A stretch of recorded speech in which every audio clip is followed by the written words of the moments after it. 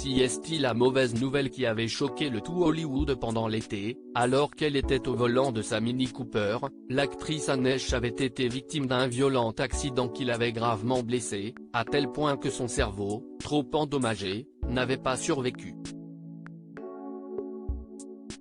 Maintenue en vie par des machines, elle avait été débranchée par sa famille, qui avait confirmé sa mort.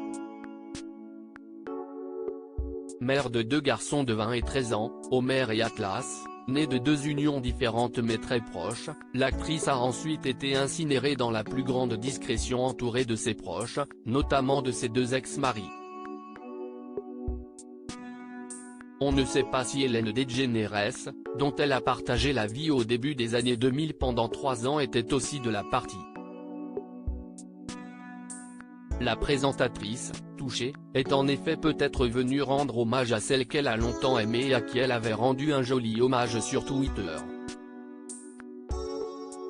Mais aujourd'hui, on apprend que, selon le Daily Mail, les cendres ont été ensuite placées dans un caveau d'un cimetière particulier, celui d'Hollywood Forever Cemetery, qui accueille toutes les légendes du cinéma américain. La quinquagénaire, réputée pour son humour et ses yeux pétillants, repose donc aux côtés de Judy Garland, Cecil B. DeMille ou encore Mickey Rooney, dans l'un des endroits les plus visités de tout Los Angeles. Une fin de vie difficile pour celle qui a eu une enfance très compliquée.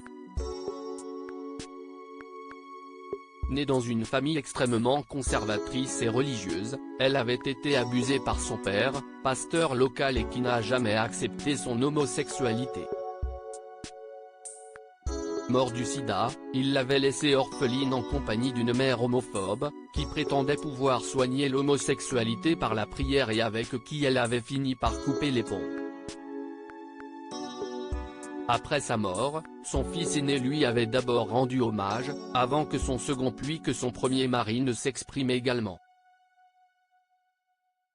Dans une vidéo sur son compte Instagram, celui-ci avait été très touchant, parlant d'une femme courageuse, qui, n'avait peur de rien, aimait tout le monde et n'avait jamais peur de nous dire ce qu'elle pensait et ce en quoi elle croyait et lui avait promis qu'il se reverrait dans l'au-delà.